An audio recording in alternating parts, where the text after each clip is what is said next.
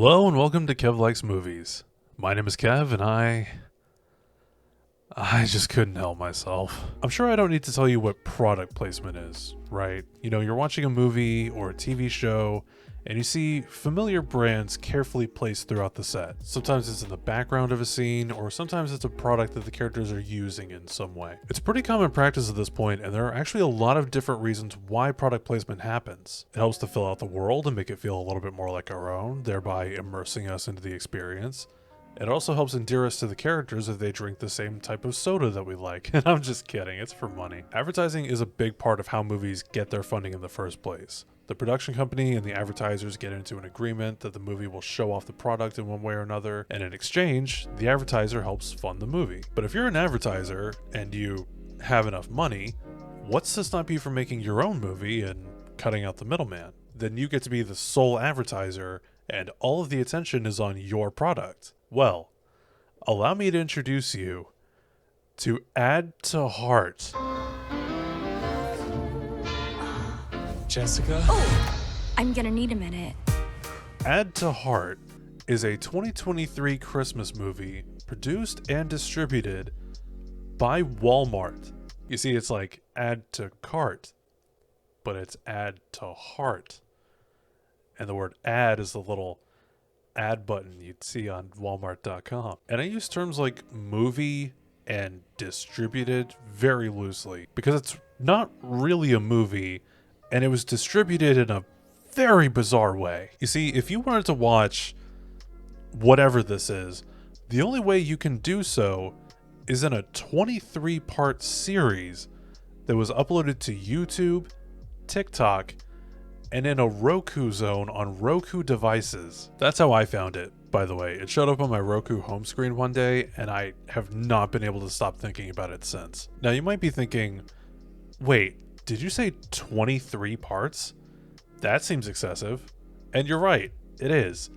But that's not even the half of it, because I haven't mentioned the core gimmick of this movie yet. You see, product placement, when it happens, is supposed to be subtle in nature. You know, like when you're doing your yearly rewatch of Gremlins and you start to think, man, I could sure go for a really shitty burger right now. It's supposed to be subtle so that it doesn't distract from the rest of the movie. You know, you don't want it to be too obvious.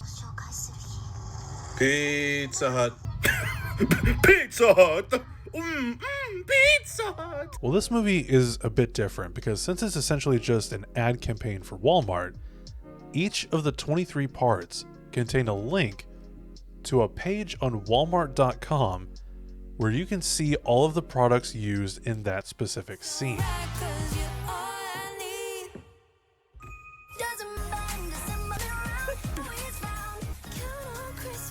It's not a rom-com, it's rom-commerce. That's the real tagline for the movie that they came up with themselves. You remember when Lifetime aired that movie where Mario Lopez plays a sexy Colonel Sanders? Well, this is kind of like that, except somehow even more baffling. I feel like I'm losing my mind here because I genuinely can't understand how and why they came up with this. I guess they're trying to cash in on the TikTok audience by making the individual parts so short. But why make 23 of them? If you piece all of the parts together and cut out all the end slates reminding you to visit walmart.com, it comes out to about 57 minutes and 43 seconds of total runtime, which isn't a lot, but it's still enough for a full TV movie. And who in God's name is going to watch an entire movie cropped vertically on TikTok? Movies like this come out pretty much every year, mostly from places like Hallmark and even Netflix. And they're usually pretty cynical cash grabs, but I've never seen one as blatant as this. And even as a cash grab, it's not even all that successful. Hell, the first part only has barely over 20,000 views. I'm just having the hardest time trying to imagine who this is for. It fails as a movie because it's not a movie, it's a series of commercials basically. And it fails as a commercial because it's 23 parts long, and no one's gonna sit through a feature-length commercial. The only way I could possibly see someone sitting through this whole thing is if there's some annoying idiot who wants to make a YouTube video for the first time in 3 years. Why are you looking at me like that? So I've spent the better part of this rant referring to whatever this is as a movie. So naturally that would imply that over the course of these 23 parts, there has to be a cohesive narrative in there somewhere. And surprisingly enough, there is. How is it? Well, go ahead and grab your Hallmark movie bingo cards and let's take a look. So our story starts with Jessica, who lives in New York. Honestly, that one should probably count as a free space. And she's on her way out the door to meet up with her boss before she gets stopped by her boyfriend.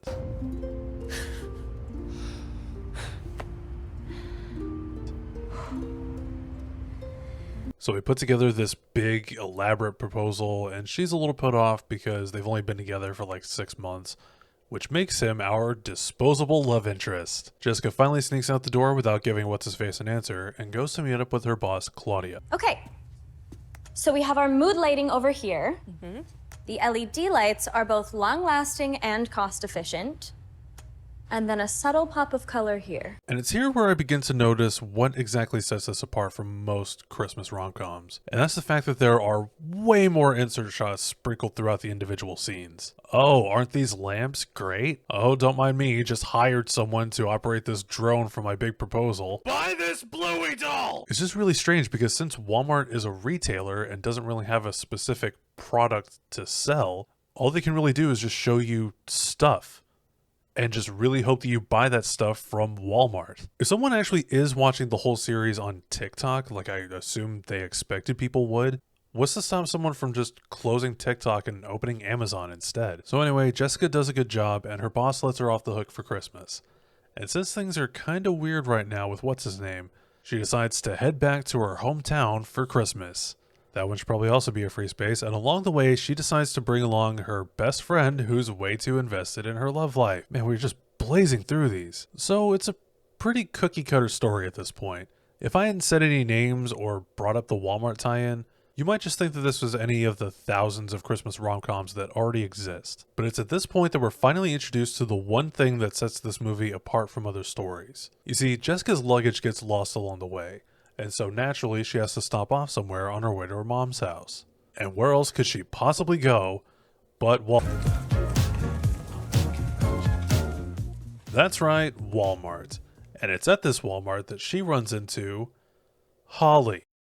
Which, first of all, but also, I'm not entirely sure who or what Holly is. Sure, she looks like a Walmart sales associate, but there's something kind of off about her. Dare I say sinister even, but we'll get into that a bit more later. The only thing that you need to know about her right now is that it's through her direct intervention that Jessica runs into Javi.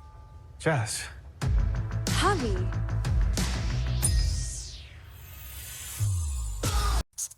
Also, brief aside, but I just have to ask this for my own sanity. Have the people who made this movie ever been inside of a Walmart?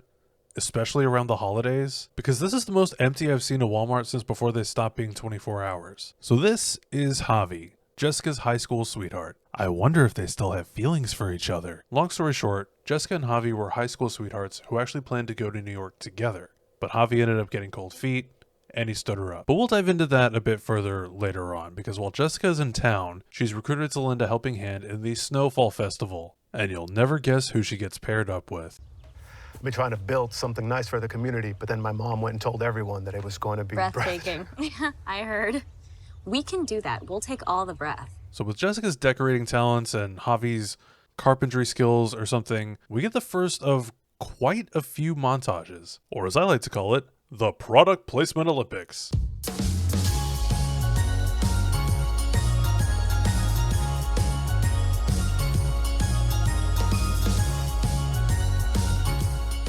So they spend all day working on this fucking gazebo. It looks exactly the same as when they started, which means it's ready just in time for the big lighting ceremony. Happy holiday! Happy holiday! Ah shit, my card says tree lighting. I don't think a gazebo counts. There are trees included in the lighting, but the gazebo is the focal point. I'll leave it off. So after the fucking gazebo lighting ceremony, it's time for the gingerbread competition. How fun. Okay, I know it sounds like I'm just kind of bouncing back and forth between festive Christmas activities here, but that's not my fault. That's the movie doing that. It really is like the movie equivalent of one of those old Christmas carols that's just a list of activities. But oh no, Jessica doesn't have a partner. So for absolutely no reason, we need an incredibly strange plot contrivance to force these two to be partners. And it's for that purpose that Jessica runs into Holly. Again. Holly? It is pretty windy this time of year, isn't it? Here you go. Have an amazing night. Holly weirds me out in a way that I'm not really comfortable describing, but I hope will make itself more apparent as we go along. So after Jessica and Javi lose the gingerbread competition, Jessica finally confronts Javi about what happened between them. We made a promise, and you broke it. It was a dare, a game. We were just dumb kids. We made a plan to go to New York. We bought the flight. No, you bought the flights.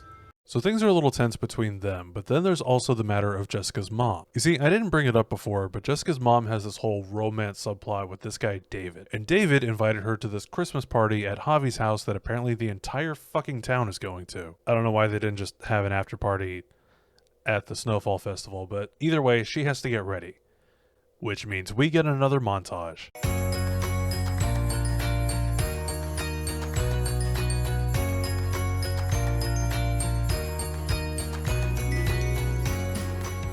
Great job getting the label in there, by the way. That was real smooth. And so, with everyone off to the ball, I guess, and Jessica left home alone, who should show up but her meddlesome fairy godmother, Holly! Santa's here. I'm kidding. Who? What? What? Holly? No time for questions, Jessica. You're gonna be late. Jessica, sweetheart, you should be more afraid. So yes, in previous scenes, it's heavily implied, although not outright stated, that Holly is fucking magic. This is a very obvious parallel to Cinderella, and Holly is the fairy godmother, and by extension, Walmart is the magical entity that can make all of your wildest dreams come true. But Jessica doesn't know that. For all she knows, Holly is just this weird chick who works at Walmart and may well be stalking her. Be very careful, Jessica, because I've seen a lot of movies that start off just like this and end very differently. So Holly gives Jessica a bag with a dress in it, and that for some reason gives her all the motivation she needs to finally go to the stupid party. And she and Javi have a little moment before Javi's dad interrupts to send them to the store to get some more eggnog. I wonder what store they're gonna go to. Does your boss not know it's Christmas Eve? Here, let me tell her. Not funny. I have to answer this. God damn it, I feel like I'm sponsored by Walmart at this point. That's right, we have to go back to Walmart. And we can't have a scene in a Walmart without just fucking cut to her. You already know who it is. Come on. Hi, Holly. It's been what, 4 minutes? Hardly recognized you. And oh boy, this scene. This scene is where I believe we see the true, horrible extent of Holly's power. Okay, well, you don't just get to New York and suddenly have your own company. It doesn't work like that.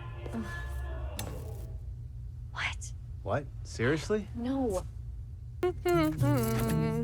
Where did all of those people go, Holly? The store was full of people. When Jessica and Javi showed up, the parking lot is filled with cars. And now all those people are just magicked away so that these two can have a cute little date trapped in a fucking Walmart? I'm on to you, Holly. What have you done with those people? Also, date montage. Montage number 3.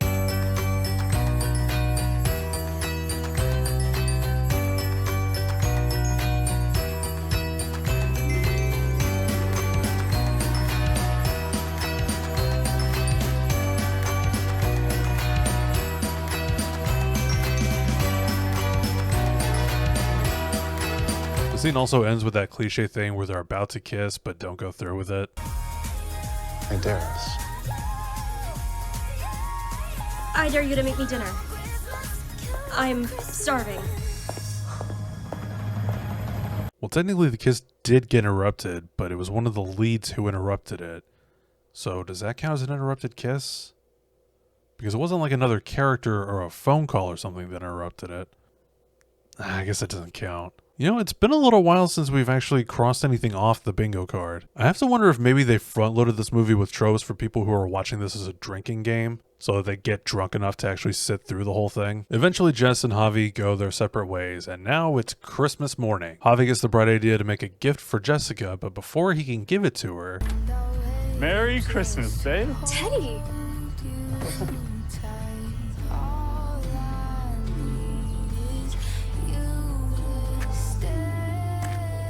my god.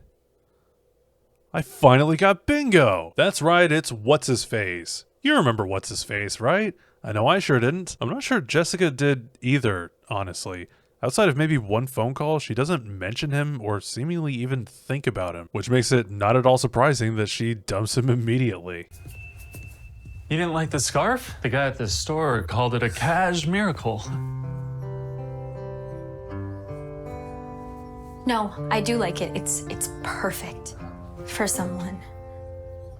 But it's not for me. We aren't talking about the scarf anymore, are we?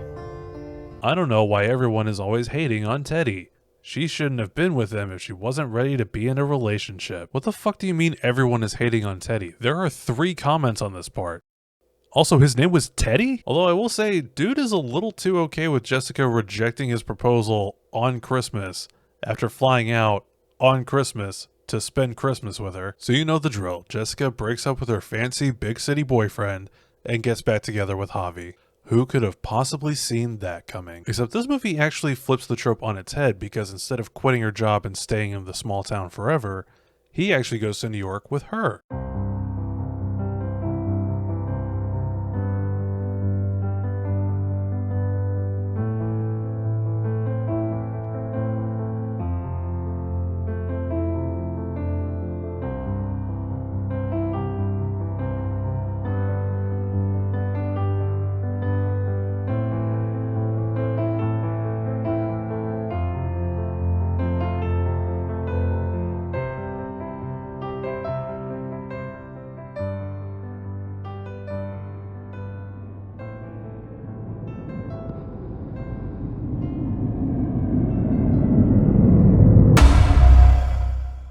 So that was Add to Heart.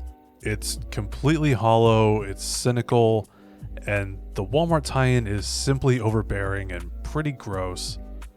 But I gotta say, I actually kind of enjoyed my time with it. It's definitely not a masterpiece by any means, and it's so paint by numbers it should come with a pack of brushes, but the actors are all surprisingly likable, they all have decent chemistry, and it's at least nice to look at. Whenever I try to watch one of these Hallmark-style Christmas movies, I invariably have to stop after like 20 minutes and ask myself if I can really bring myself to finish it. And surprisingly, that part never really happened with this. I think that's because at some points it actually reads much more like a sitcom than a rom-com, and that just holds my attention so much easier. It really kind of feels like someone actually halfway gave a shit at some point during the production. So, and I genuinely cannot believe I'm saying this, but if you want a fun, low-stakes Christmas movie to watch, you actually could conceivably do a lot worse. Or maybe I'm just saying that because I'm afraid that if I don't, Holly will ship me off to the fucking Shadow Realm with the rest of those Walmart shoppers. Merry Christmas, everyone. And I promise, it won't be another 3 years before we see each other again.